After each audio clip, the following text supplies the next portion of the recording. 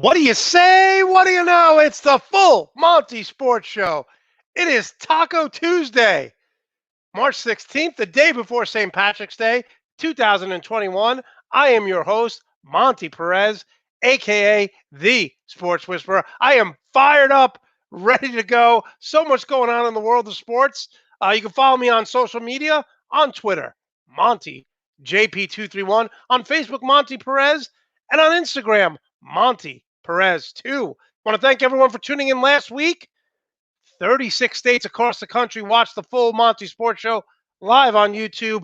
36 states. We are trending number three. Number three. We got to get that number one spot. Got to get that number one spot. I can only do that with your help. So if you like sports and comedy, tell a friend, tell a coworker, tell a family member, and we will reach that goal very shortly. I have a feeling this full Monty Sports Show drinking card game will be full tonight. It is happy hour somewhere. When we say one of these words, feel free to have a shot of coffee, shot of soda, whatever you're drinking, and definitely join. Keep the comments coming in the top right-hand corner. We always love having the comments. We have the best guests all across the country, and this week is no exception. In about 15 minutes, Vlasta Hurt is going to join us to talk about Carolina football, Carolina basketball, some March Madness. And then we're going to have the owner-operator, Joe Cardozo, on from Nuts and Bolts Sports, but he had to cancel last minute. So George Lopez is going to jump on, and we're going to hit some NBA stuff, some NFL stuff with his Rams, who a lot of people are saying the Rams are making all the right moves, doing the right thing. There's a ton to talk about. So let's get right to it. Let's start with the good, the bad, and the ugly. Now, listen. There's a lot of football talk going on, a lot of NBA trade rumors going on. But I want to remind you, Juwan Howard, Michigan basketball is the number one seed in the East for the first time since head coach Juwan Howard played at Michigan and was a sophomore.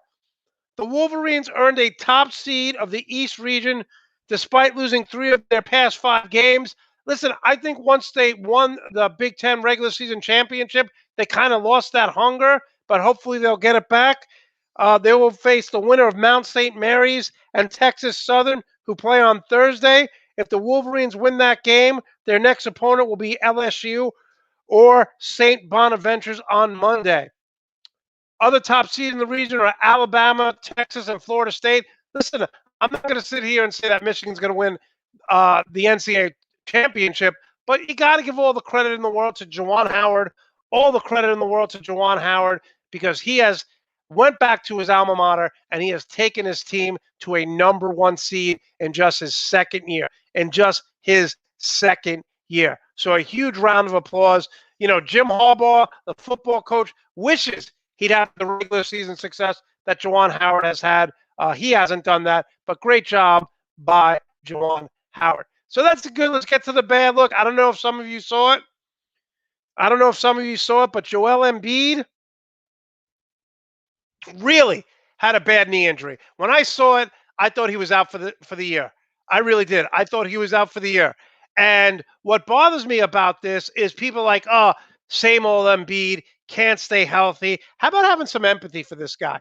He's having an MVP-like season, and people thought he'd be out 2 months, 3 months. Turns out he'll only be back 2 or 3 weeks. So hopefully Joel Embiid will come back and be better and continue his MVP season. But people putting this guy down, he works super hard. He's matured. He's having a great year. So hopefully Joel Embiid will come back soon. So that's the good, the bad, and now to the very ugly.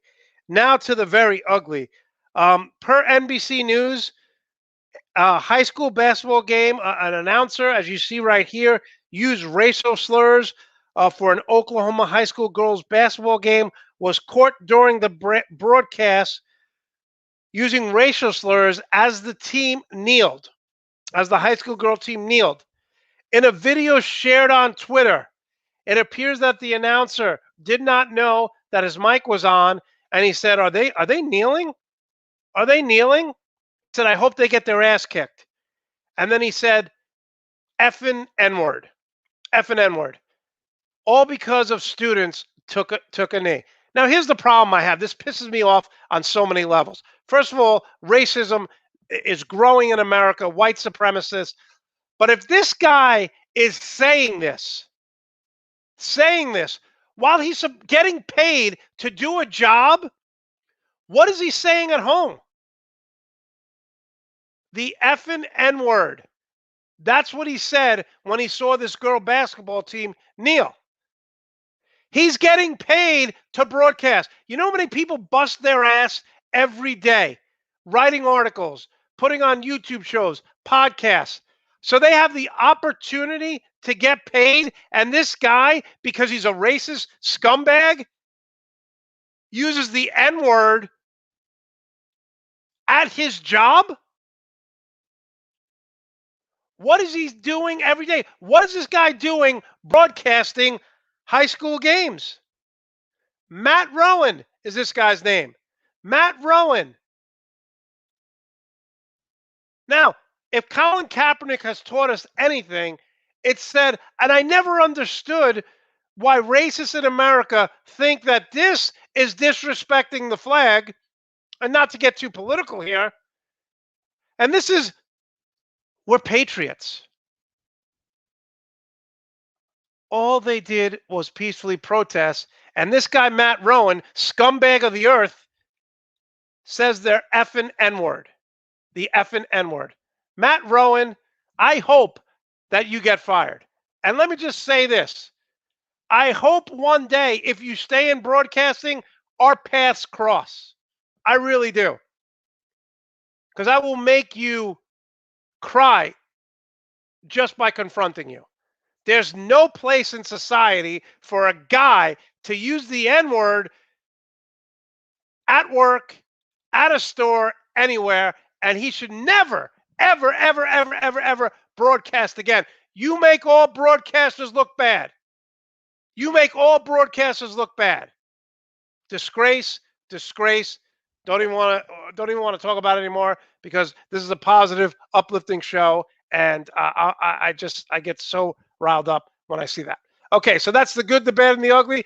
What I do every week is I break down two teams in the NBA. We have guests all across the country who want to be a part of this show, so I break down every team. I've broken down the Philadelphia 76ers, San Antonio Spurs, the Clippers, the Knicks, the Warriors, and the Bulls.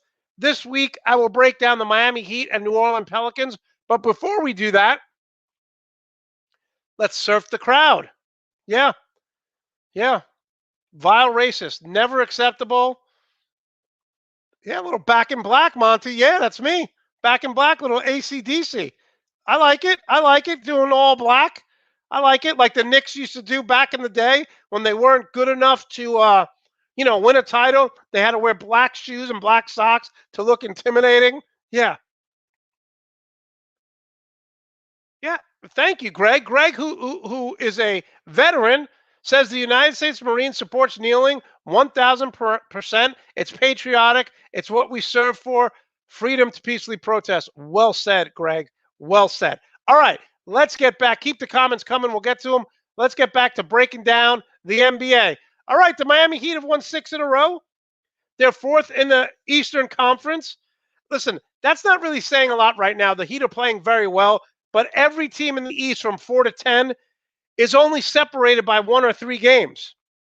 They are led by Jimmy Butler and Bam Adebayo. When Jimmy Butler's on the court, they are much different. 21 points, 7 rebounds, 8 assists, and he's the catalyst to defense. Bam Adebayo, 19 points, 9 rebounds, 5 assists. Have you noticed all big men who are developing? And this is what I want to see from Kristaps Porzingis. I want to see him become a better passer. We're seeing bigs all over. Valanciunas. Listen, Marc Gasol has had a terrible year, but he's a very good passer, right? You're seeing bigs all over the NBA averaging 4 or 5 assists. Bam Adebayo, 19, 9, and 5. Look, the Miami Heat have shooters. Tyler Hero, Duncan Robinson, Goran Dragic, Kelly Olynyk, and Kendrick Nunn. When they get Avery Bradley healthy, they should be very, very good. But my big question mark here is Goran Dragic. When he's healthy, he'll get you 17 and 5. But he hasn't been healthy. He hasn't been healthy. Now the question is, do the Heat go after Kyle Lowry because they have a bunch of shooters they could trade, and they really don't have a point guard right now. Jimmy Butler's running it. Sometimes Bam runs it. So if I'm the Heat, I go after Kyle Lowry, and I'll give up one or two shooters. I'll give up a Duncan Robinson. I'll give up a Kendrick Nunn. I won't give up Tyler Hero because I think he's better than all of them. But I would do that. Kelly Olynyk, as you see there, has contributed. The Heat are going to be a tough out in the playoffs. But I think they need one more veteran, and Kyle Lowry, we know this over the past few years, has been phenomenal in the postseason. So that's the Heat. And now I'm going to break down, and I'm sorry to say this, the Pelicans. I like this team. Look at that roster right there, right? Steven Adams can be a double-double guy. Brandon Ingram, most valuable player last year, most improved player last year, averaging over 20, can get you 5 assists, 5 rebounds. Lonzo Ball shooting the ball very well. Everyone makes fun of his shooting from long range, but he's improved. And Zion is 22-7. So why is this team so bad? Why is this team 12th in the Western Conference? And I got news for you. It's not going to get easy. They're 4 games out of a playoff seed, but look who they're chasing. The Spurs are 7th. The Mavericks are 8th. The Golden State Warriors are 9th. And the Grizzlies are 10th. And the Thunder are tied with them. The Oklahoma City Thunder are rebuilding. This team has so much talent. And I know they're young, but they do have some veterans. Stan Van Gundy has not done a good job. I like Stan Van Gundy. I like following him on social media. I like him when he wasn't coaching. But as a coach, Stan Van Gundy is doing terrible. And the question here again, we're going to bring this up all night long. The question here is, do you trade Lonzo Ball for Kyle Lowry and another player? I'd love to hear what Greg has to say about that. Greg, yeah, there you go. No one would be great in Toronto. Kelly Olynyk. Greg, because they're all from Duke. Let me tell you something.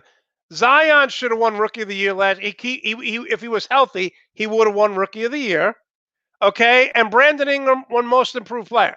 So the Duke guys are doing fine. Yeah, I think the Sixers are good. That's the question. Where does Kyle Lowry end up? Where does Kyle Lowry end up? Because there's a great market for him. Yeah, listen, you got to give the Thunder credit. Think about this, right? Think about this. The Thunder over the last few years, I'm just going to give you some players that they lost. Enes Kanter, Steven Adams, okay? Victor Oladipo, Sabonis from Indiana, Kevin Durant, James Harden, Russell Westbrook, Paul George. The Thunder you have 4 or 5 guys who can be Hall of Famers. And yes, Zion can't play defense. Of course he can't. What rookie comes in who's a great scorer who can't play defense? John Morant can't play defense. R.J. Barrett was terrible last year playing defense. Young guys don't play defense. We know this. Yeah, listen, I think that's a great point. That's a great point. Excuse me, I was choking there. I get choked up when we talk about the Knicks, but I think Kyle Lowry in a New York uniform would be tremendous. I think Kyle Lowry in a New York uniform would be tremendous. It's going to be interesting to see. He is definitely the guy that's on demand. Look for Sacramento. Sacramento is going to be active, and they're going to be sellers. And listen, I think Luke Walton's done there. I don't know what this means, Tim Duncan, but okay. Great passer. Yeah, good point. Good point, Jared. Yeah, Biggs. Listen, here's the deal. We're talking about the NFL and all these signings. We're going to talk about them. But one thing you got to listen to the NBA over the next couple days. Is Marvin Bagley Jr., another Duke guy, is he going to get traded from Sacramento? Okay? Is he going to get traded from Sacramento? There's a lot of teams who want him. He's a very good scorer. When he plays well, he'll get you 19 and 9. I'm anxious. I'm going to talk to George in a few minutes. I want to see what the Lakers are going to do. I want to see what the Lakers are going to do because I got to be honest with you. This team is LeBron, and that's it. This team is LeBron, and that's it. Anthony Davis has not been around. Anthony Davis has been a no-show all year, and they need to do something. Last year when this team was constituted, when they started playing, I said right away, wow, look at the chemistry, right? You had Rondo, you had Dwight Howard, guys who were cancers in the locker room, all of a sudden falling into line. They all did what they were supposed to do. But this Laker team, I just don't get it. I just don't get it. They on paper, they should be better. Dennis Schroeder is 15, 5, and 5, a utility guy. Montrezl Harrell is an offensive rebound per every 2 possessions. He can score, but they just don't seem right. Like last year, even though they didn't have the talent per se or the depth, they just felt like they were going to win it. This team, I said after like game 4, I'm like, this team is really good. Yes, okay, I mentioned LeBron. I told you I'm going to mention LeBron a few times tonight. I'm going to mention LeBron a few times tonight. So, feel free. Yeah, I'll clap for that. Feel free to drink up. Yeah, that's the big question mark. I know everyone wants to talk about football, and we're going to get to that. We're going to get to the Bears. We're going to get to Ryan Fitzpatrick. It's just,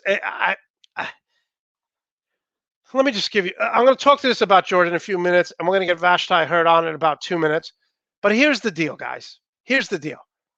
How do you sign, if you're a Bears fan, how do you sign Andy Dalton to a $10 million contract? How does that even happen? What are you telling your fan base? Are you telling your fan base, not only are we mediocre, okay? Not only are we mediocre, we're striving for mediocrity. We're striving for mediocrity. I don't get it. I don't get it. This is the Chicago Bears.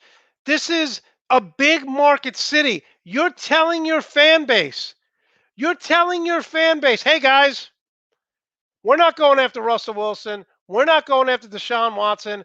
We're going after Andy Dalton. Are you kidding me? The red rifle? It's more like the red BB gun. The Bears are basically telling their fan base, we're striving for mediocrity. The offseason is supposed to be a time where fan bases get juiced up. They're pumped up about the expectations of what to happen. And this is the best you could do? This is the best you can do. If I'm a Bears fan, and we're going to have Daniel Goblin come on Sunday to talk Bears. If I'm a Bears fan, I'm getting the NFL package because I'm not wasting my time on watching the Bears go 4-12 with Andy Dalton. Again, this is not some small market. This is Chicago, nicknamed the Second City. What are you doing? What are you doing?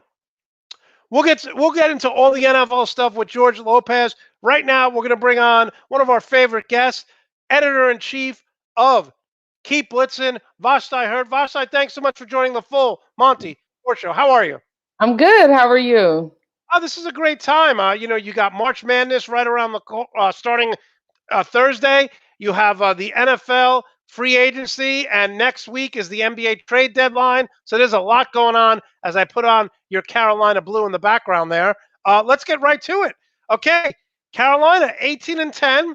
They're an 8 seed. They play number 9, Wisconsin. Is this a matchup of Carolina wants to get up and down, and Wisconsin wants to slow it, keep it in the 60s? Is it two contrasting styles? Is it as simple as that, or is there more to it? Definitely two contrasting styles. North Carolina is going to want to play an up-tempo game, and Wisconsin will probably want to run more of a half-court set, but it also will be a challenge for, and I think both teams have contrasting challenges. Wisconsin will have to try to contain North Carolina's bigs because they're obviously much bigger. They're one of the most talented front courts in the country. So they're going to want to try to contain them, and then also contain them on the glass. North Carolina is like the best rebounding team in the country, especially offensive rebounds.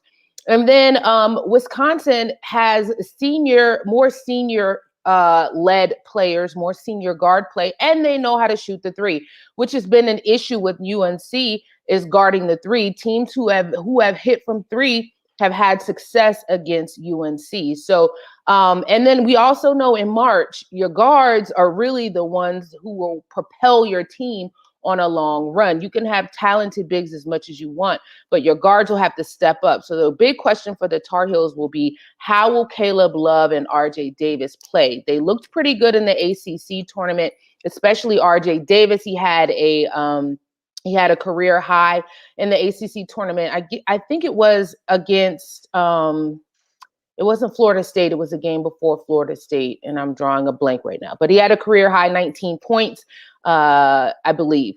And so will they be able to carry that over against a Wisconsin team who will try to spread the floor and hurt them from beyond the arc?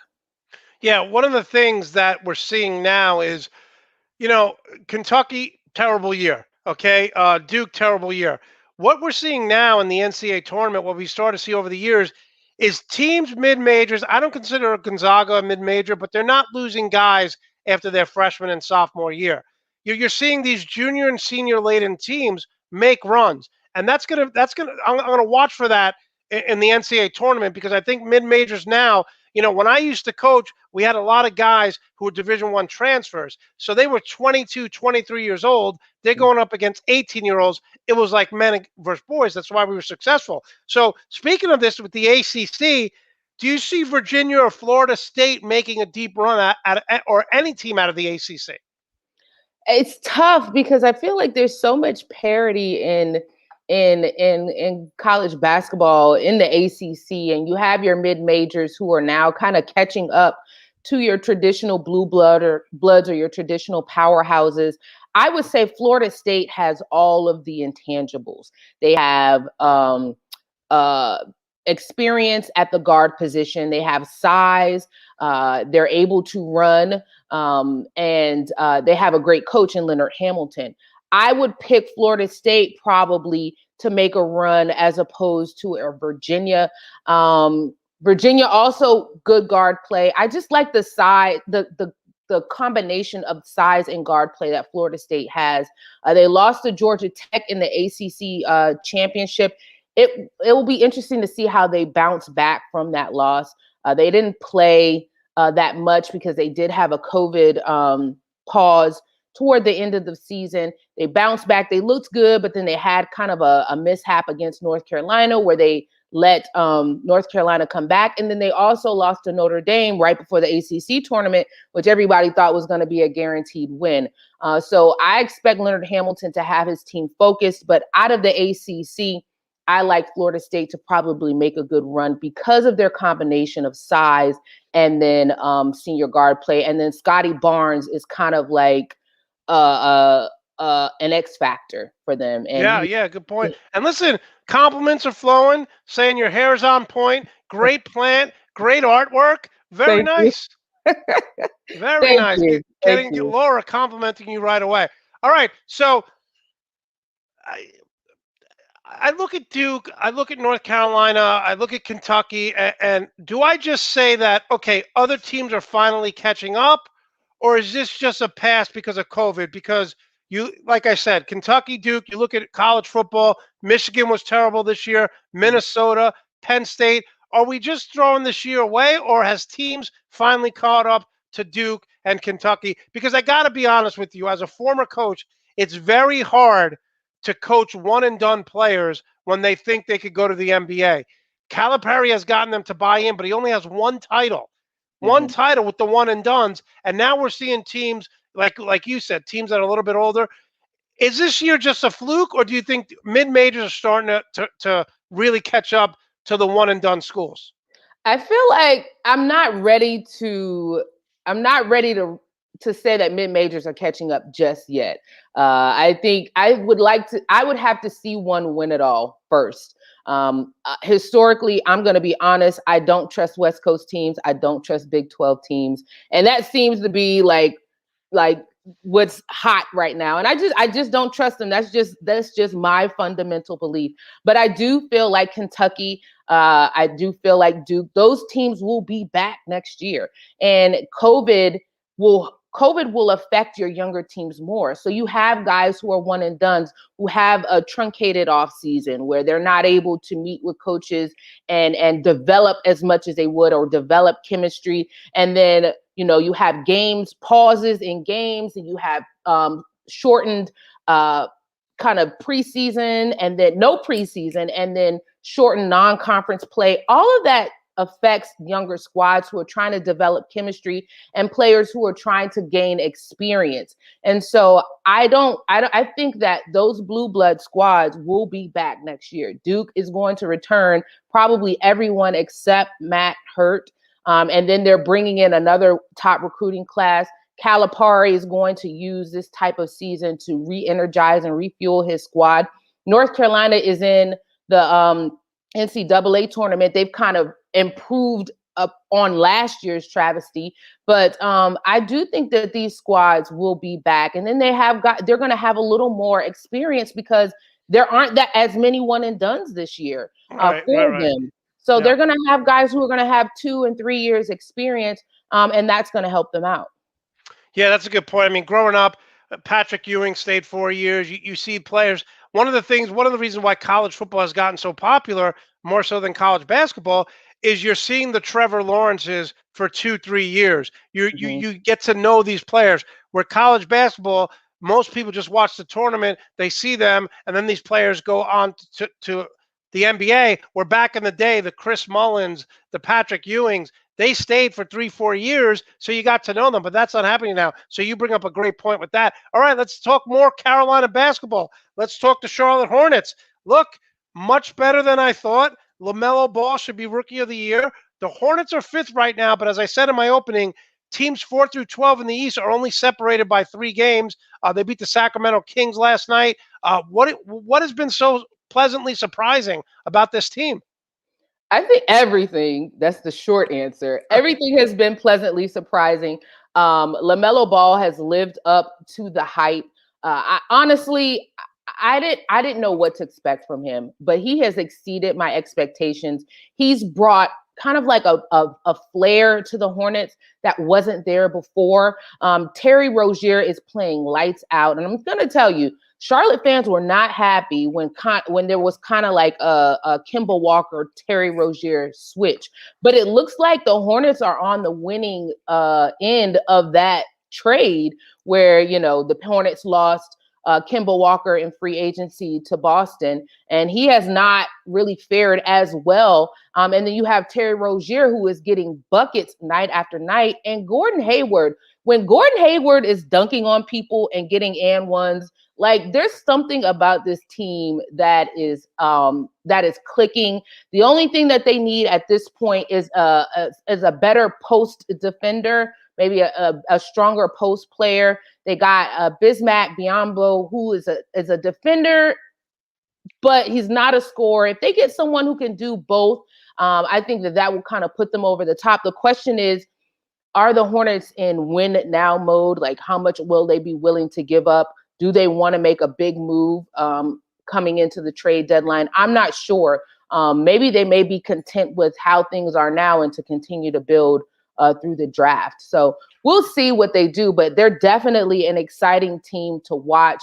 And, Michael Jordan is kind of bringing NBA back after all of the criticisms that people have had. I think you have as well. He's been the worst decision maker in the NBA for the past 10 years. The worst. But you know what? I feel like he's really allowing.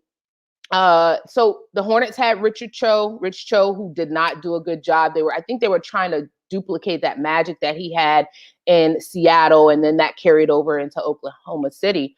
But right now, Michael Jordan, I feel like he's letting the front office do their job. He may give input, but I feel like it's minimal, and they're doing a good job.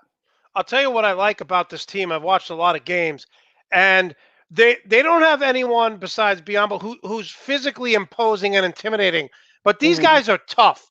They go to the rim hard. They do the fundamentals. And what I like about Rozier is Rozier could be 3 for 15, and then the last 5 minutes of the game, he's taking the big shot with confidence. And I don't think anybody expected that from him, but he is a bucket, and that's important. And he kind of has an edge to him. And I always say that every team needs a goon, and he may not be like a big enforcer type goon, kind of like Charles Oakley, a la Charles Oakley back in the day. But he's more of like a pit bull goon, and they need that. They need that, and he's a guy who at the end of the game has the confidence to take the shot or to facilitate the shot, and that's what they need. Yeah, listen, they play hard. They're tough. They seem to have very good chemistry. A lot of that has to do with LaMelo just throwing the ball to who's ever open. You always Mhm. like to play with a guy who when you're open, you're going to get the basket. Now, here's what I do if I'm the Charlotte Hornets. I go after one or I go after both of these players. I go after Drummond. I go after Kyle Lowry. Hmm. What are your take on that? Would you make a deal for either one of these guys? If I had to pick one, I'm fine with not getting Lowry, but I would get Drummond. He's 15 points, 12 rebounds every game. I agree. Out of the two, I would go with Drummond because that's an area of need for the Hornets, and he would immediately make them better. I think that maybe Lowry may mess up the chemistry that they're building in that backcourt. There were questions at the beginning. Well, can Devonte Graham and LaMelo Ball coexist with Terry Rozier? Will there be crowding in that backcourt? They've developed a pretty good chemistry amongst those three Yeah, guys. that the whole team has chemistry. Yeah. It seems like they really like each other, and they're buying into what the coaches is telling them. So for a team that wasn't really expected to do much, and I know I was all over the Gordon Hayward signing because I'm like, why are you paying this guy that much money? They seem like they really get along on and off the court. They do. And I haven't heard because of COVID, I think the guys are limited with what they can do off the court, but they do seem to like each other. Another name that I saw thrown around possibly is John Collins from the Hawks. I don't know how much the Hornets would have to give up to get him because he's a really good player, but he's another big man who would instantly improve the Hornets as far as their post play and post scoring. Yeah, and he's been playing well. He could put up 18, 19 points a game. All right, so let's say the Hornets stand pat. They don't make any trades. Is it better for this team to make the playoffs as an 8 seed, maybe get swept by the Nets or Milwaukee or the Sixers, or maybe go 5 games? Or is it better for them, hey, don't make the playoffs. Let's get another top 10 pick. Let's try to make trades and build for next season. What's your thought process there? If the Hornets make a trade, they're not making a trade to be the eighth seed in the Right, playoffs. right. So if they don't make a trade, are they better off not making the playoffs? Yes. Okay. Yes. I mean, if they can make a trade for one, if they can make a trade for Drummond, or if they can make a trade for Collins, you make that trade hoping that you're, let's say, around the fourth seed Right, right. in the East, and then a possibility of making a run and maybe making an Eastern Conference final, possibly. But unless you can do that, and unless Mitch thinks that team could do that, and I trust Mitch, then you kind of hold off. You build on what you've established. I think that even with the team that they have now, they could make the playoffs. I think they're going to make the playoffs. I think the Knicks are going to make the playoffs. I think they're going to be the seventh and eighth seed. Those two teams. Yeah, and trust me, even if they run into the Nets may be another thing, but Milwaukee is a beatable team. Matter of fact, the Right. Hornets have already beaten them once this season. I don't fear So Milwaukee in the playoffs at I all. don't fear them. I No, don't. neither do I. There's no respect for them, and Right. and and so that's a winnable. That's a winnable series with what the Hornets have right now. You add an Andre Drummond to that, and I think the Hornets could pull off that upset. The Nets are maybe a different case. They have a lot of firepower. That'll be tough to match, but the Milwaukee, that's a winnable series, I think, for anybody in the Eastern Conference. No, I agree with you. We're talking with Vlasta Hurt here live on the Full Monty Sports Show on YouTube, switching up the backgrounds. I mean, look, if you're a Carolina fan, I got the Carolina Blue, I got the You Hornets. are Now ready. I'm ready for you. All right, Carolina Panthers. I lost my mind earlier talking about the Chicago Bears going after Andy Dalton. I'm not even a Bears fan, and I wanted to throw up. It's disgusting. Let's talk about first Matt Rule used all 7 picks last draft to take all 7 defensive players. What are we doing this offseason? Who are we targeting? And please don't tell me that you're going to go with the same quarterback as you did last year. I'm so confused because prior to we had a press conference with Matt Rule and Scott Fitterer last Wednesday, and they were all like, "Oh, Teddy Bridgewater is our quarterback. He's our guy." And I know they have to say that, but that was such a contrast to what we heard when the season ended with them saying, "We need a quarterback who can win.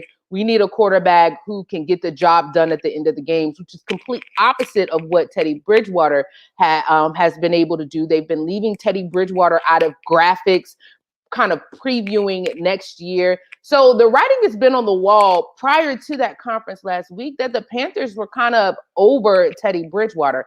Now they're trying to say that he's our guy. We look forward to seeing him this next year and what he has to do. I feel like they've signed 2 offensive linemen. They kept Taylor Moton. They franchised him.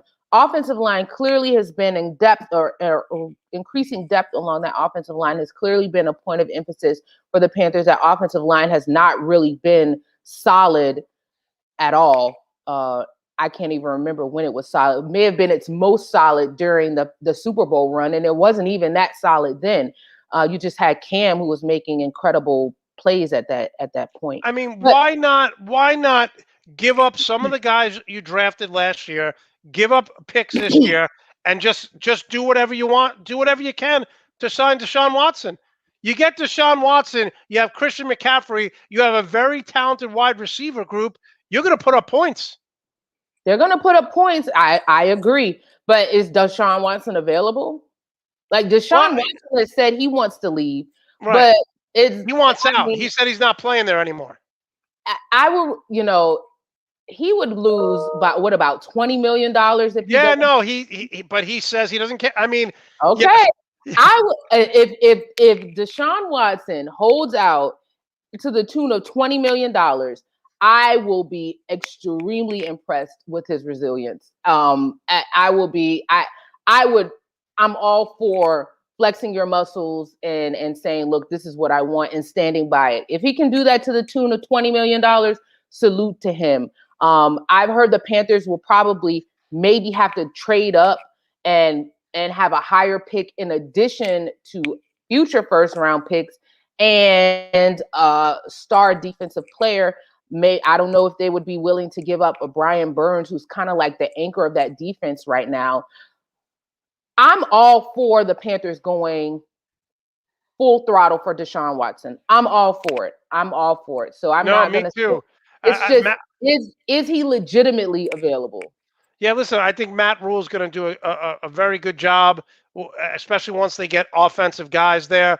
It's funny because, they compliment you with your hair and your plan, and I get Monte loves teams and women that causes pain.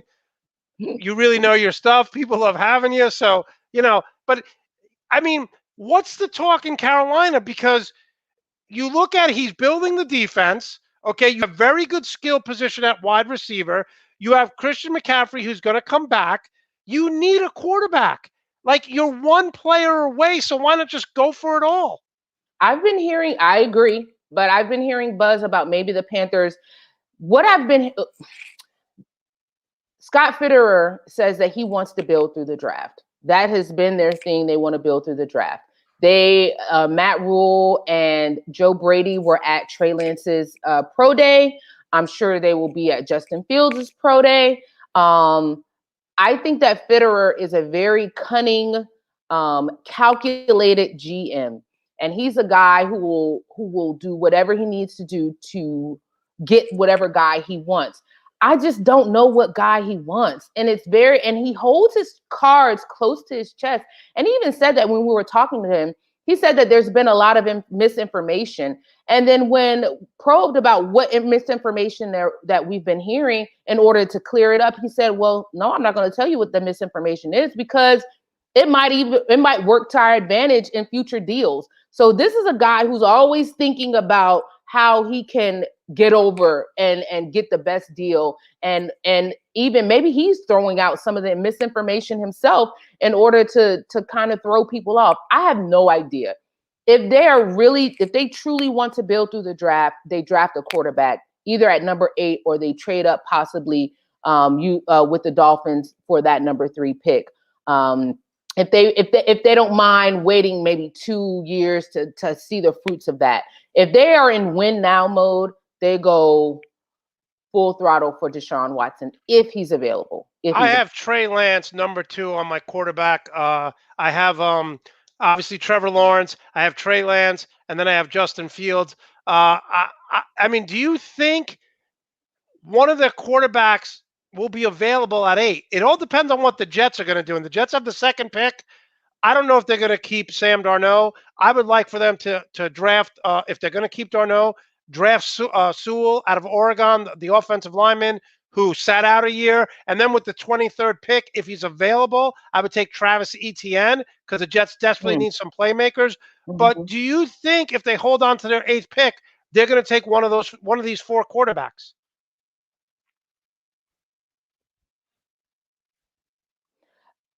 I feel like once the Panthers decide who their guy is and what they want to do, if they need to move up, they don't have any problem with moving up. If they stay at 8, then I see them maybe going a Mac Jones route, and I don't like that route. So if they lock in on a Trey Lance or if they lock in on a Justin Fields, and we haven't seen his pro day yet, but Trey Lance's was very impressive. Everybody, all the Panthers fans were just salivating over this quarterback. If they lock in on that guy, they will trade up. They will do whatever they need to do to trade up to get them. A lot of people don't know the Panthers were going to draft Justin Herbert last year, and the Chargers got to him like literally right before. And I don't think they make that mistake this year. If they have their guy that they want, they're going to go out and do whatever they need to get him. Listen, Matt Rule's an offensive coach. He did right by the organization, drafting all 7 defensive players. The only coach or GM to ever do that. So I hope he goes heavy, and I would love to see them draft a quarterback. So talk about, let's say, okay, they draft a quarterback. And Mac Jones, if this was 15 years ago, Mac Jones would be a top 5 pick. But because he can't run, people don't like him. But I said this on my show Sunday. Tom Brady has 7 Super Bowl rings, and he can't move. I don't know. I for some reason, and Tom Brady, yes, Tom Brady has rings. Tom Brady also has a wealth of talent on offensive side of the ball. Yes, he does. Yes, he does. And Mac Jones has been the beneficiary of a wealth of talent at Alabama. I just don't know if he's good enough for the NFL level. And also historically, quarterbacks out of Alabama have been trash. And so it's like, I agree. Yeah. Do you roll the dice on that? And people may say the same thing about Ohio State. But do you roll the dice on a guy like Mac Jones, who was constantly surrounded by premier talent? Can he do it without that level of talent around him? I don't know. I don't know how his game will translate on the next level. I would rather have a quarterback who is more versatile. Most scouts agree with you. Okay, final question here. Look, Tampa Bay won. We know they're going to be good next year. Looks like they're going to sign most of their guys at a discount. I don't think they're going to, Tom Brady has a way of having people stay. Drew Brees just retired. We don't know. I don't think Atlanta's going to be good. So is this, Carolina's division over the next 5 years to maybe not next year, but in the next 2, 3, 4, or 5 years to win? If Carolina, and I was having this conversation the other day, if Carolina gets this quarterback situation right, they could legitimately take over the NFC South. Maybe not next year, but after that, for the next 3, 4, maybe 5 years, they could legitimately do that. They could legitimately do what New Orleans was able to do with Drew Brees these past couple of years. But they have to get the quarterback situation correct, and they have to get it right this year. They cannot afford mistakes like what the Jets have had with their picking at quarterback. They just can't afford it. Father Time is undefeated. Right now, you have a lot of guys who are approaching or in their prime. You don't want to waste that. They low-key already did that with Cam Newton. That's the last thing that they want to do again. So they have to get it right this year. If they get it right this year at the quarterback position and retain most of the talent that they have on the young talent that they have, absolutely. The Panthers could be that squad in the NFC South, the squad to beat. Maybe not this year, but next year and in the foreseeable future. Yeah, I think the future looks bright. And look, you mentioned the Jets, so people feel free. Normally, I'm the one who mentions the Jets, but you're mentioning, the Jets. Okay, I have one more question for you, but first, thank you so much for coming on. The fans love you. How can we follow you and how can we support you? And then I'm going to ask you a question, and I don't want you to take the political correct answer. I don't want you to waver. You have to give me an answer. Okay. Well, you can find our content on Carolina Blitz at carolinablitz.com. We have a YouTube channel, Carolina Blitz. I mainly just post raw press conferences on there for fans who really want to know what is being said without any type of edits or fluff. And then also on Twitter, search Carolina Blitz. We are social. We're everywhere. So you can follow us on all of those platforms. Okay. Thank you so much. Final question. It's the NCAA championship game. You have one coach to pick. You got to pick one of these two. Who are you taking? I'm going K. Oh, I thought you were going to waver on that. Yes, very good. You're going Mike Krzyzewski. Yeah, no. I mean, men lie, women lie, numbers don't. Right now, K has the most wins in NCAA history. You got to go with that. Both outstanding, great Hall of Fame coaches, but I'm going with K. See, I think Roy Williams is a better recruiter than Mike Krzyzewski. But when it comes to in-game adjustments and X's and O's, I think Coach K is a lot better than Roy Williams.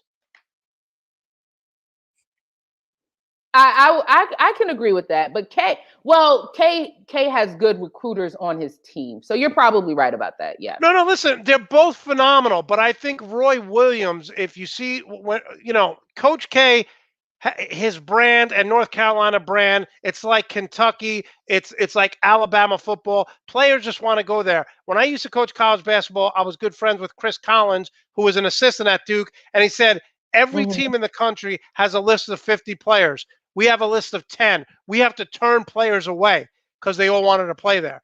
He's like, we have a list of 10. But yeah, so you would take Coach K.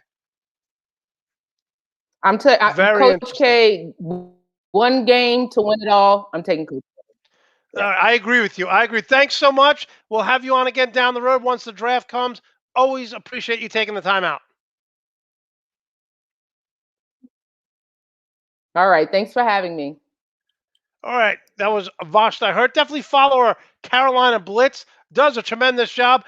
George Lopez is joining us, ladies and gentlemen. George, kind of a pinch hitter here. We had Joe who had to cancel last minute. Thanks so much for coming on. How are you tonight? I'm doing pretty good, Monte. How you been, brother?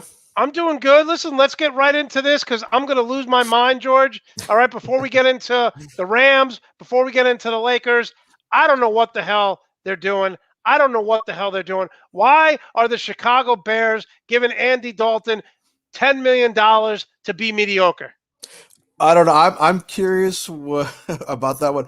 I found out my oldest son comes out during his lunch break. Dad, the Bears signed Andy Dalton. He has this look like, really? I'm like, Andy Dalton? I didn't know the dollar figure until a little bit later. I'm like, 10 million? Did he win a bet with somebody in Chicago? That's what my friend Andrea told me, and I said, "What's the contract?" And she said 10 million. I was like, "Well, he's not being a backup for 10 million." Is she pulling her hair out yet? She is miserable. We're going to have Daniel Goodwin on Sunday. He's miserable. They're talking about bringing Jay Cutler back. Who's next? Jim McMahon? They're going to bring him out of retirement? I mean, listen, it's just exactly. And maybe I'm so mad about this, George, because as a Jet fan, we've never had a legitimate quarterback. So I'm like, what the hell are the Bears doing? Well, you haven't had a legitimate quarterback since Namath. Yeah, exactly. I mean, you've had some fringe quarterbacks, I guess. I mean, I can. Testaverde was good for a year. Todd Richard was Todd, he yeah. was good. He was okay, but yeah, I'm trying to scratch my head about this deal with the Bears. I'm sorry, Andrea. I know I like to give you a hard time about it, but I actually want to be a little bit nice because they're suffering on their own already. So no Wow, need. look at this. Look at this. Rex Grossman stands up. Doug Flutie. Wow. It's gonna I mean, come on, man. Let's get Jim Miller back too. Why not? Just start throwing out all. Vince So, Evans might be available. did you ever watch the documentary about the Boston Red Sox when they came back and they finally won their championship on ESPN? Yeah, I saw it. Okay, so there was a thing that old time Boston fans when they played in '78 the playing game against the Yankees, Oh. and Bucky Dent comes up and he hits a 2-run homer, I think, in the No. eighth inning. I think it's not Bucky. No, Effing that's what I was Dent. going to say. Yeah. It's Bucky effing Dent. So from now on, it's just going to be Andy effing Dalton. That's it. Andy effing Dalton. I don't like, dude. This is Chicago, dude. This isn't some small market. What are you do? What are you telling your fan base? Hey, 6 wins and be happy with it. They're trying to compete with the Detroit Lions, I guess. I don't know. All right, let's move on. What do you think of this deal? Ryan Fitzpatrick going to the Washington football team. I think I said this on Twitter. I'm like, look, Ryan Fitzpatrick is going to beat the Dallas Cowboys when they play them, right? He's going to throw for 425 yards. He's going to have 5 touchdowns. Then they're going to play the worst team in the league, and he's going to throw 3 picks in the first half. Yeah, he's a stopgap. That's all he is until they figure out what they're really going to do going forward with the quarterback position. I believe is it Hankey, the one who played in the playoff game? Yeah, Hankey. I think he's got potential, but he's just not quite ready. So I think George, Fitzpatrick this is the NFL. These teams are worth billions of dollars. What is this stopgap bullcrap? I don't want a stopgap quarterback. I agree with you, but you got to look at who's the owner of that team. The guy's he's a bigger moron than Jerry Jones. You know what? You're right. When Dan Gilbert is beyond incompetent, but Dan Gilbert, right? That's what I said. No, Dan Snyder. Snyder, yeah, that idiot. Dan Gilbert's the owner of the Cavs, another incompetent person. But George, what are you telling your fan base? We're gonna try to compete for 1 year? Like, this is ridiculous, man. This is ridiculous. What he's telling the fan base is, I don't care about you. I just want your money because I know you're still going to come, pay all this money to come see this team play. As long as I'm getting my money, that's all that matters. That's the message he's sending by doing that. Okay, now let's look at another organization that wins, okay? The Patriots were terrible last year. What do they go out and do? They go out and sign 4 defensive players. Then they go out and they get the 2 best available tight ends in Hunter Henry and Smith. So, George, are they going back to the way they used to be? 2 tight ends with Gronk and Aaron Hernandez and just, let's just run the ball and get our tight ends in there. If they keep Cam Newton as a quarterback, yeah, they have to, because I don't think Cam Newton fits in an open offense that McDaniel likes to run. I think they're going to have to go back. He's still a good quarterback, but he's not where he was 3 years ago. But they're building around him smartly, right? They're building a very good defense, and he needs tight ends. Yeah, I think getting Hunter Henry was a huge signing. That to me, of all the players they've signed so far, that's the biggest one. Well, I think that the big thing here is over the past year and a half in the red zone, the Patriots have thrown to their tight ends, I think, 3 times. These 2 guys have been targeted 25 times. Yeah, and they're good signing. Yeah, and I agree. They're going to go back to like Brady's early years. Great defense, good running game, run the ball, tight ends, and don't beat yourself. Yeah, because he doesn't really have any outside threat. He doesn't have any outside receivers. Edelman comes back, he's going to be in the slot, so he's going to be the inside route. He's going to run the digs, or he's going to run some of the drags, and that's about it. But he's got nothing on the outside to scare anybody. And here's the problem I have with Ryan Fitzpatrick. Okay, I know the NFC East is a terrible division, but George, look at this schedule. Dallas, Philly, Giants, Saints, Tampa Bay, Kansas City, Chargers, Seattle, Dallas, Philly, Giants, Panthers. The only gimme on this thing, they've got to play the Packers. The only gimme is probably the Atlanta Falcons, right? Yeah, the Atlanta. Not knowing what the Saints are going to do at quarterback, that might be a game that Washington can take. But this isn't an easy schedule. I mean, No, you got to no, play. it's not. It's not. I mean, you're playing the Chargers, Seattle, Kansas City, Tampa, and then the Packers and the Carolina Panthers at a conference. Yeah, I mean, I think giving the Atlanta, Denver, I think is going to be a gimme game. Believe it or not, I don't think Denver is going to do as well as people think they're going to do next year. I have some questions about them. So what? 5 wins with Ryan Fitzpatrick? I would put I'm going to get my inner Rico here. I would probably put the over under at 4.5. 4.5. Yeah. I don't like it. All right, let's talk about your team because I hear a lot of people, NFL experts, saying that this team could win depending on what happens in San Francisco and Jimmy Garoppolo. This team is legit. What have they done this offseason that you like other than your quarterback? Well, what they did yesterday, one thing I was hoping they were going to do, and I didn't know if they could, is they re-signed Leonard Floyd. I was really hoping he was going to come back, and I think he had a tremendous year as opposite side of the defensive line with Aaron Donald. We got him on a 4-year deal, which was huge because I knew we were going to lose certain players. I know John Johnson was leaving. I know he priced himself out of LA. So, Cleveland got George, just when you mention these players for the fans listening, mention what position they play because a lot of people may not know. Yeah, John Johnson was the starting safety for the Rams. Tremendous the time he's been here, but we knew he priced himself out of LA. Cleveland, you guys are getting a tremendous safety. He's going to do wonders for the secondary. George, can I ask? Okay, two people have restructured their contract. Couldn't Aaron Donald go to them and say, "Look, I mean, they're working on it, right? But you're losing a legitimate star at a safety position." Well, even so far, Ramsey and Cooper Kupp have restructured. Robert Woods have restructured their contract. Right. Aaron Donald and Cooper Kupp are working on restructuring their contract because they still going into the free agency period. They were about $38 million over the cap. So with Ramsey and Robert Woods restructuring, they knocked off $22 million so far. And with Donald and Cooper Are you Kupp, upset about losing the safety to Cleveland? Yes and no. I expected it. Okay. I knew it was coming. And they actually prepared for it with some of the players that they've already drafted with Jordan Fuller and Robert Rapp. So they had a contingency plan for Johnson leaving. Okay. Look, George, love the hat. Oh, yeah. Hey, old school LA Rams. Is that a new hat? It looks brand new. No, I've had it for a couple of years, but I hardly wear it. I usually wear it game days when they're on the road. Like today, I had to go to my son's high school baseball practice. I didn't feel like brushing my hair, so I just threw it on today. All right, George, over under. I know they like to run the ball, but over under 30 touchdown passes for your new quarterback. Oh, definitely over. Really? Yeah. I expect him to throw minimum 35. Over 4,000 yards? Yeah. It wouldn't surprise me. I would be happy at 3,700.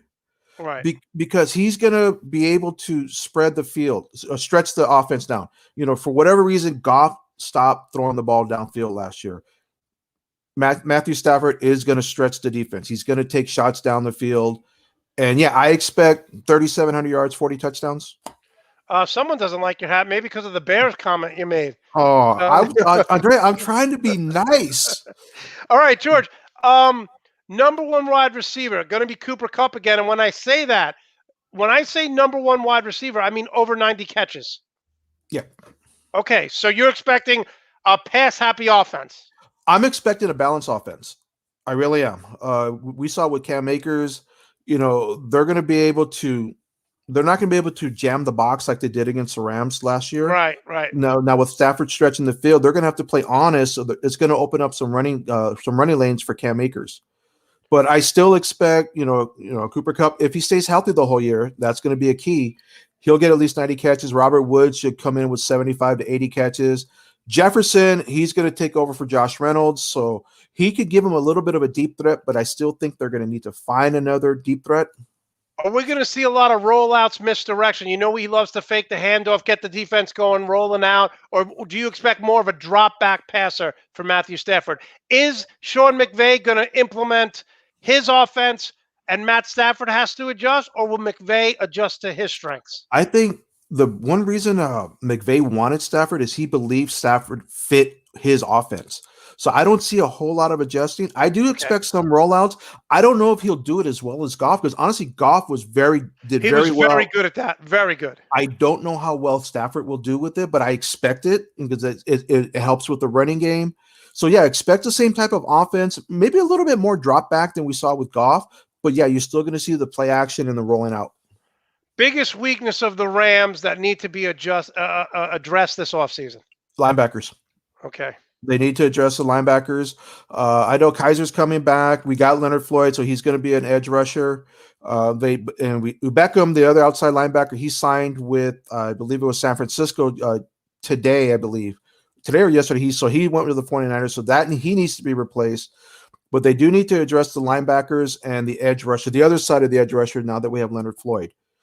Because I do have some questions about the defense with Morris as a defensive coordinator, so I do have some concerns with him as a defensive coordinator, because he says he's going to maintain the 34 defense that Staley ran, but he comes from running a 43 defense, and no one's talked about it, and I'm going to throw it out there. I'm a Ram fan.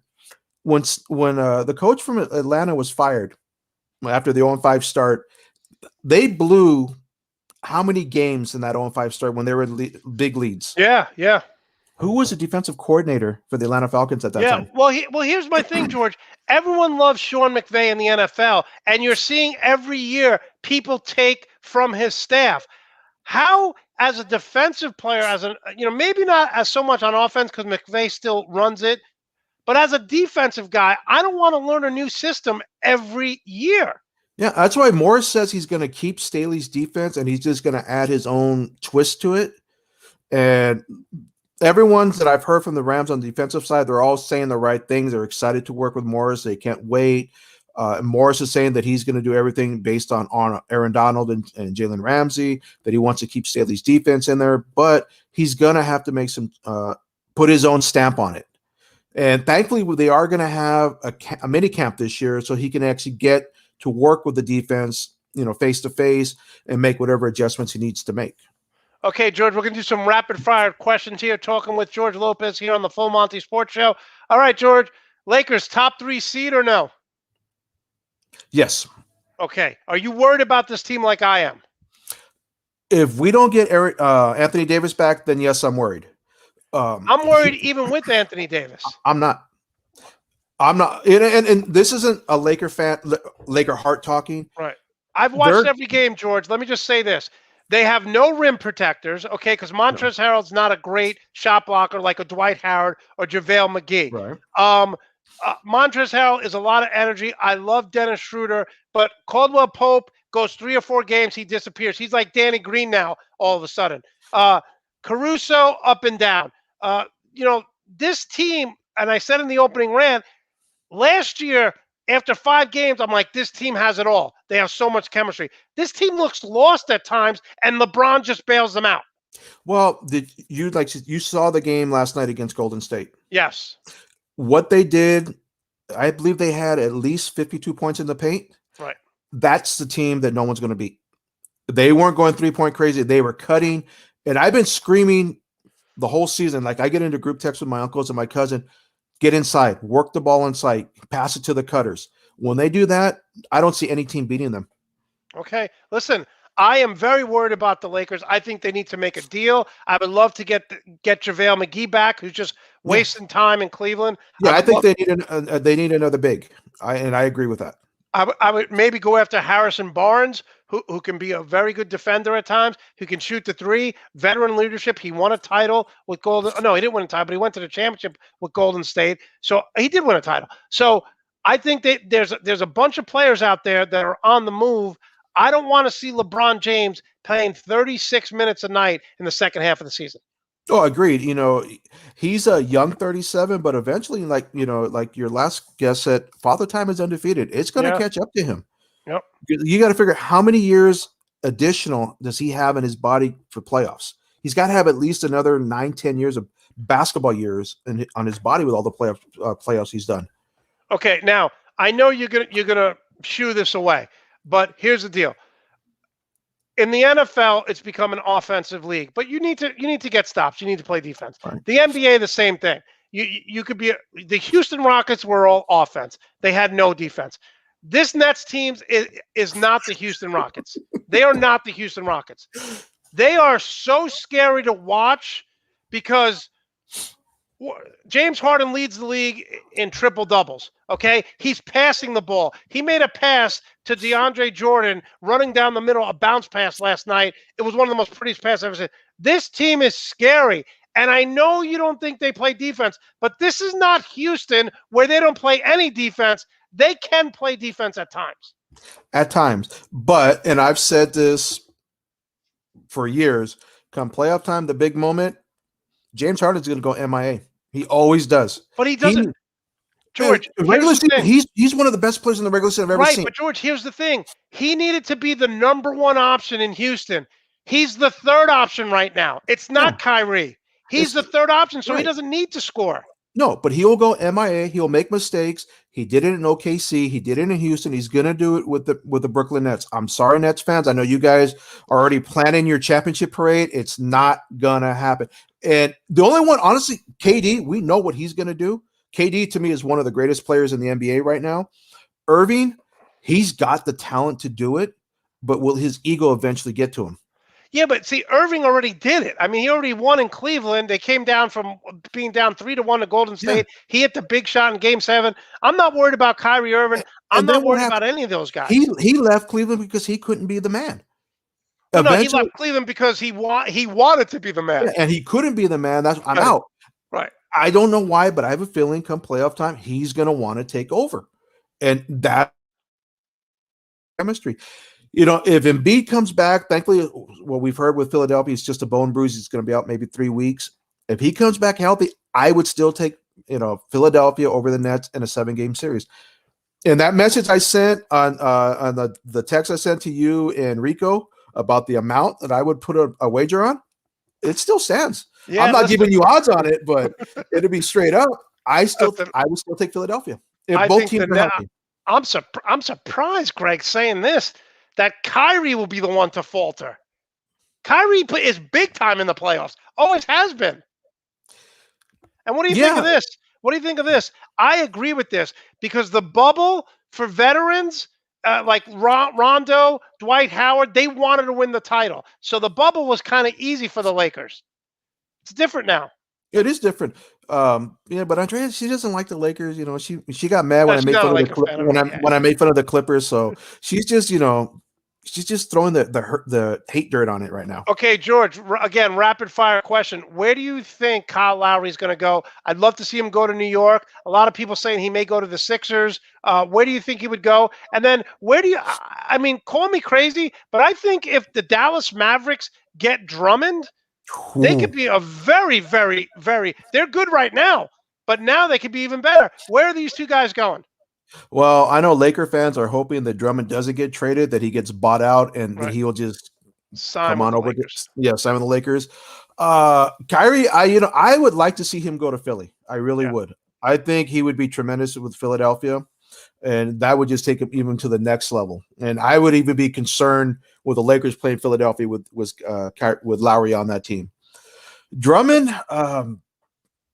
you know what? I could see Dallas making a push for him. I really could, or even Denver. Yeah, listen, I think he was with Denver. The thing with Denver is he'd have to come off the bench because they're not going to go with those two big guys. They're both very slow-footed defensively. But can you imagine him coming in with a second unit? What he would do with them? Well, yeah. No, listen. Gina says Sixers. A lot of people would love to see him. I think if the Sixers get Kyle Lowry, I think the Sixers have a legitimate chance to. Before Harden went to the Nets, I had the Sixers and the Lakers in the NBA Finals. I still have the Sixers and the Lakers in the NBA Finals, even the strip club fanatic going to the Brooklyn. Okay, here we go. Saints over under 9 wins next year without Drew Brees. Under. Sean Payton has won without him. He has, but who are they going to lose? Who's going to be the quarterback? And if it's Winston, do you trust him for a full season? Taysom Hill, I don't trust him as a starter. Yeah. He's just a right-handed version of Tim Tebow, a little bit better. So you're saying 9 wins? You're saying under the 9 wins? I would put him 8-8, 9-7, no more than 9 wins. 2 more questions, then we'll let you go. Talking with George Lopez here on the Full Monty Sports Show. Give us your top 3 quarterbacks. I gave you mine. I have obviously Trevor Lawrence is number 1, Trey Lance is number 2, Justin Fields number 3. Well, I agree with you 1 and 2. I do agree with Lawrence and Lance. You were shaking your head about Fields. I don't name one quarterback from Ohio State that's ever done well in the NFL. I understand that, but they were Urban Meyer guys. This guy wasn't coached by Urban Meyer. I don't see it. And I hope I'm wrong. I think he's a great guy. I hope I'm wrong, but I don't know. I kind of like the quarterback out of BYU. A lot of people like him. I just don't know the competition there. And you could say the same thing with Trey Lance, North Dakota State, but they run a pro-style offense. They do. And supposedly they only played 1 game this year because of COVID, but supposedly he's calling out the protections, and his IQ is off the charts. Yeah, it's the same thing like when Carson Wentz was coming out of North Dakota State. He was going up, lining up pro offense, and they allowed him to make audibles at the line of scrimmage. Okay. So I love the program at North Dakota State. Travis Etienne getting drafted in the top 10 or no way because he's a running back? Depends on if there's any trades or not. He's definitely a first-round pick. I want him to drop, and I want the Jets to get him late. I see him like the Raiders did with Jacobs a few years ago. Yeah, I see him top 15. Yeah, I know. Not top 10, but top 15 pick. Yeah, I think he's going to be tremendous in the NFL. All right, George, finally, thanks so much for coming on. Give us your assessment. What do you expect from the Dodgers? Is it another World Series? Are they by far the best team in Major League Baseball? Yeah, they are the best team, but the Padres are going to give them a run this year. I really do like their starting rotation. Can I ask the question? I'm sorry to interrupt you, but how do the Padres have the same amount of money that the Dodgers have? It's insane. Well, the Padres, they didn't spend outside of Machado. They really didn't spend any money until they signed Tatis, and I think they got Tatis on a steal with the contract they gave him. So I mean, they're absorbing Yu Darvish's contract. I don't know how much the Cubs are going to cover from that contract, but they were pretty smart. Staying under the luxury tax this whole time, so they have some money in reserves. So they did it pretty smart. I mean, the Dodgers could spend. They can outspend the Yankees. Doesn't matter. They can spend whatever. Yeah. Doesn't matter. Yeah, they should be favored to win it all. It's pitching's going to be a key, but I like the fact that they have 6 or 7 guys they can use as a starter. David Price has already come up. I'll go to the bullpen. By the way, David Price has been there were rumors about him early on. When he went to the Red Sox, whatever you need me to do to win, he goes to the. David Price has been a model citizen for 7 years. Oh, yeah, he has. I've wanted him to come to the Dodgers even when he was in Tampa. I was hoping maybe we can work a trade for him. I've always liked the way he pitches. When he came to the Dodgers last year, he opts out, and when they cancel the minor league season, boom, he pays the minor league players in the Dodgers organization for a month. Class act. I figured if he comes in on a full season, stays healthy, he would get you a minimum 15 wins. Right. But what are they going to use him in the bullpen? Are they going to use him as middle reliever? Are they going to use him as a spot starter? Or opening day, he's in the rotation? They haven't decided that. He's the one who volunteered to go to the bullpen. That way, you get Dustin May and Tony Gonsolin as a chance to be a starter. Because I think Julio is going to be the 4th starter. Because it should be Kershaw, Buehler, Bauer, and I think Julio because they want to see him as a starter. And I figure that they're going to have Dustin May be the 5th starter and put Gonsolin and David Price into the bullpen. George, final question. Will we ever come to the day, because first of all, I was talking about this the other day, 162 games it's just ridiculous. It's just insane what baseball does. If they stay with that schedule, are we ever going to come to a day where they expand the roster and you have 6 starters on your team in the rotation? I know there was talks about teams going with a 6-man rotation because of the short season last year.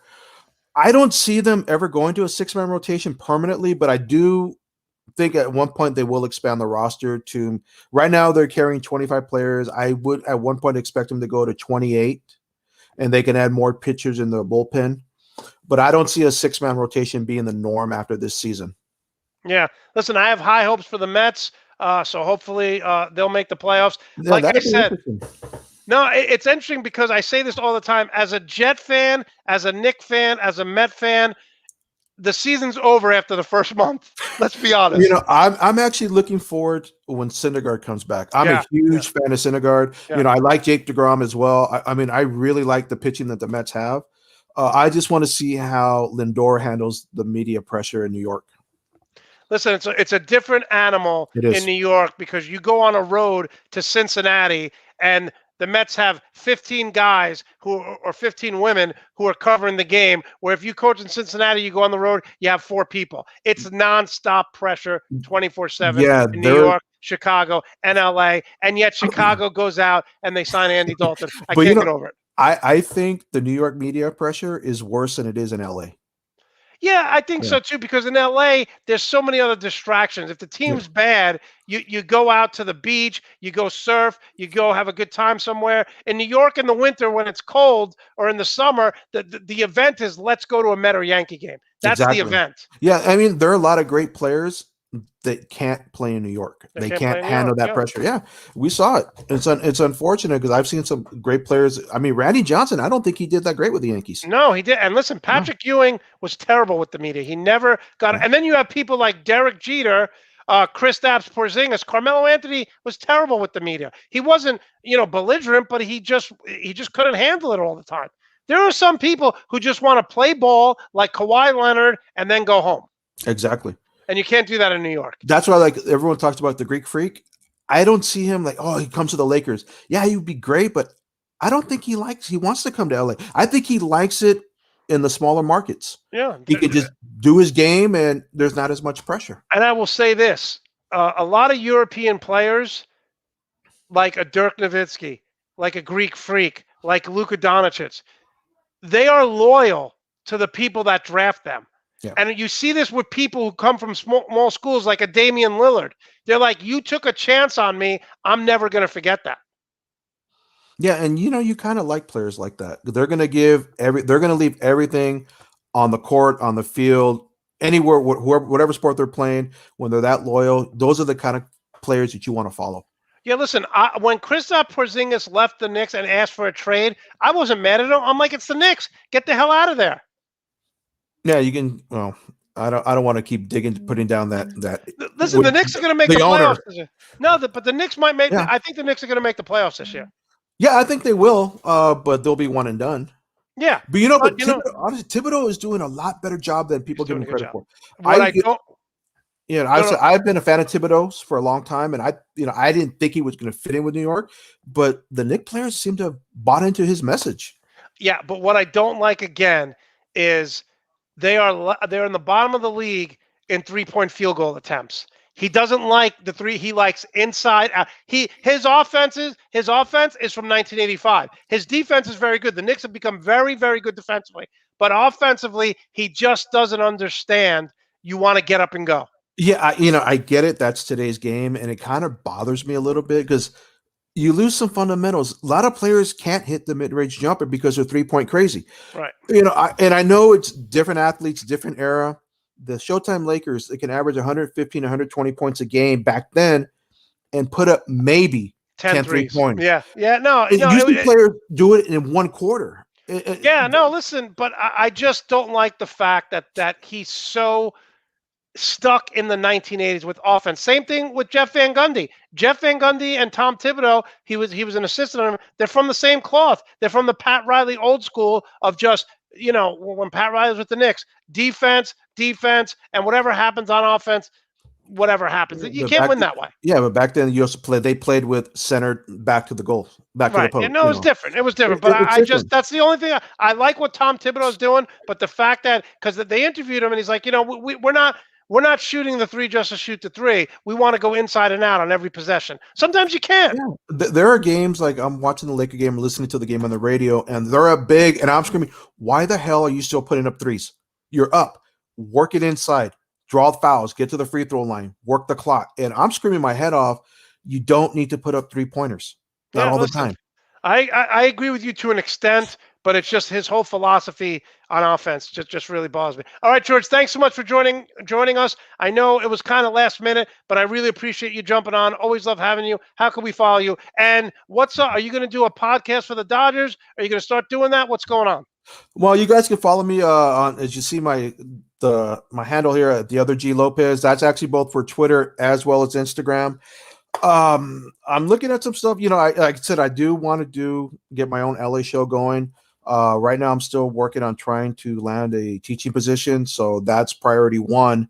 Once I figure that out, and then with my son, he's starting high school ball. They're just starting practice, plus his travel ball season, and my other son should be starting his baseball league pretty soon.